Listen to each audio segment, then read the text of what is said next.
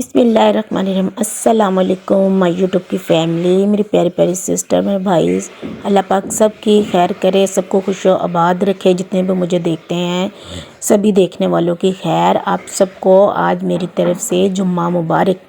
रमज़ान मुबारक का आज दूसरा माशाल्लाह जुम्मा हो गया है और आप सबको मेरी तरफ से जुम्मा मुबारक। और अल्लाह पाक इस रहमत के बरकत महीने के सदक़े हम पर अपनी सब पर अपनी रहमत बनाए रखे, आमीन या रब्बुल आलमीन।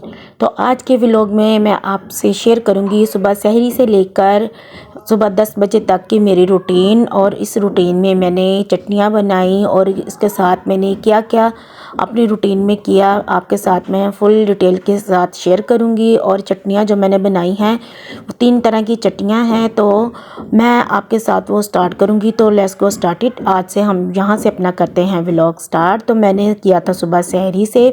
सुबह सहरी के टाइम मैंने बनाई थी घी की हल्की फुल्की रोटी बनाई थी, साथ में मैंने अपने लिए बना ली थी ग्रीन टी और दही ले लिया था। उसमें मैंने डाला था थोड़ा सा जामे शीरी और मैंने खाई थी खजूर। बच्चों को मैंने रोटी बना के दी थी। लेफ्ट ओवर सालन पड़ा हुआ था हमारा, आलू मेथी का सालन था पड़ा हुआ, तो उसके साथ मैंने और बच्चों ने मिलकर हमने फिर मिलकर सहरी की। माशाल्लाह माशाल्लाह, अल्लाह पाक मेरे बच्चों के रोज़े जा रहे हैं कंप्लीट।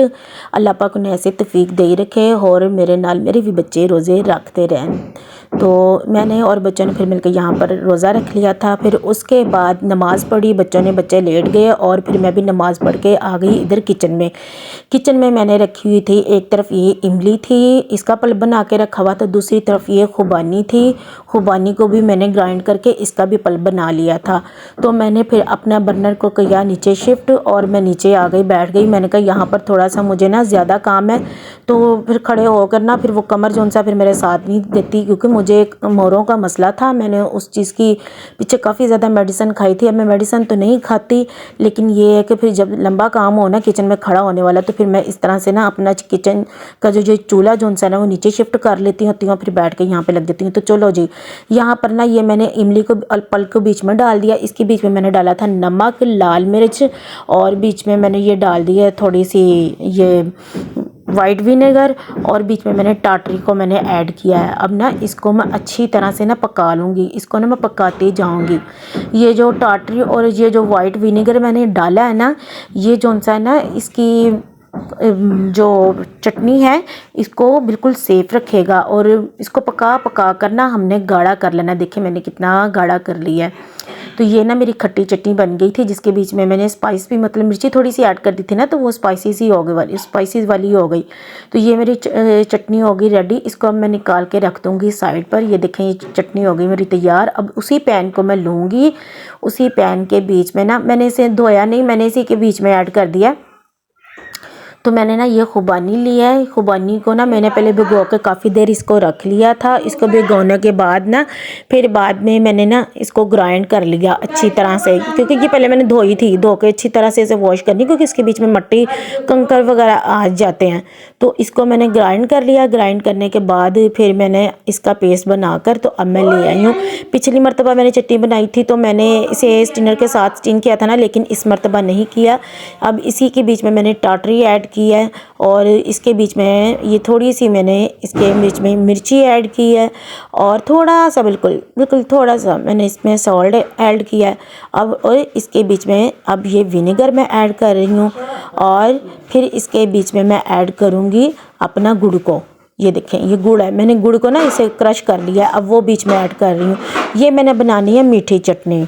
तो ये मीठी चटनी भी इसी तरह इसे पका कर ना इसे गाढ़ी कर लूँगी।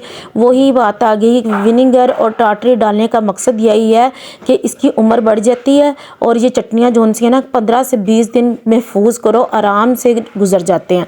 15 दिन, हफ्ता या 15 दिन ही निकलने, ऐसे तो ज़्यादा नहीं निकलने, क्योंकि माशाल्लाह मेरे घर में चना चाट बनती है तो मैं उसमें यूज़ करती हूँ। तो फिर उसके बाद ये ना मेरे पास जैम की बोतलें थी, इसके बीच में ना इसे सेव कर लेना है। ये सेव इसी के बीच में करेंगे ना तो फिर ये महफूज रहेंगी। जो शीशी की बोतल होती है ना इसमें महफूज करो ना चटनियों को, तो फिर ये काफ़ी देर महफूज रह जाती है। तो फिर इस तरह से ना मैं 1 बाय 1 करके ना दोनों के बीच में इन्हें ना ऐड कर लूँगी। और इसको ये देखें, अब मैंने वो ऐड करके उसको साइड पे रख दिया। ये मेरी दरअसल ना लाइट का मसला हो रहा है, कहीं पे लाइट कम हो रही है, कहीं पे ज़्यादा हो रही है, तो प्लीज़ आप सबसे रिक्वेस्ट है कि आप इसे ना इग्नोर कीजिएगा। और जितनी भी मेरी बहनें मुझे देख रही हैं, आपको भी मैं यही कहूँगी कि ये चटनियाँ ना इस तरह से बना के रख लो ना, यकीन माने ज़िंदगी आसान हो जाती है। और ना ये जो सा डेली डेली का काम है ना, ये ख़त्म हो जाता है। क्योंकि मैं इसीलिए अफ्तारी सॉरी सहरी के बाद मैं लग गई थी। इसीलिए अपने दिन को प्रोडक्टिव बनाने के लिए मेरी बहनों, अगर कोई लंबे काम करने हो ना, तो इस तरह से ना सहरी के बाद ही फ़ौरन ना करना शुरू हो जाओ, तो फिर काम में आसानी भी होती है और अपने साथ साथ काम भी ख़त्म होते रहते हैं। उसके बाद फिर मैंने जो चटनियाँ बनाई थी, चटनियाँ बनाने के बाद मैंने और भी बड़े काम किए थे। मैंने अपनी बेटी के कपड़े नीचे वो जो थोड़े बहुत थे वो धोए थे, वॉशरूम भी मैंने साफ़ किया था। उसके अलावा फिर मैंने अपने पाँव की क्लीनिंग भी की थी। और उसके अलावा ये मैं कपड़े धो के ऊपर ले आई। और ये जो था ना मेरा ये खाना वाला दस्तरखान, ये भी गंदा हो गया था। मैंने कहा चलो इसे भी धो के ना साथ में वॉश करके तो डाल देती हूँ। और मॉप भी बहुत ज़्यादा ही गंदा हुआ पड़ा था, तो मैंने कहा चलो मॉप को भी ना सर्फ के साथ अच्छी तरह से धो लेती हूँ। और ये मेरी लाडो के कुछ कपड़े थे और इन्हें मैंने ऊपर डाला, ये सारे फिर मैंने डाल लिए। और फिर मैं थोड़ी देर के लिए ना अकेली बैठी। अकेले भी बैठना चाहिए ना, अपनी ज़ात को भी थोड़ा सा वक्त देना चाहिए। तो यकीन माने इतनी खुशी हो रही थी मुझे ना, छत के ऊपर एक सुकून सा था, एक रिलैक्स था, बहुत ही सुकून सा था। मैं बैठ गई फिर चारपाई के ऊपर मैं फिर बैठ गई। ये देखें मेरी पाँव की एड़ियाँ, ज़रा भी मेरे पाँव की एड़ियाँ ख़राब नहीं हैं, कहीं से भी नहीं फटी हुई।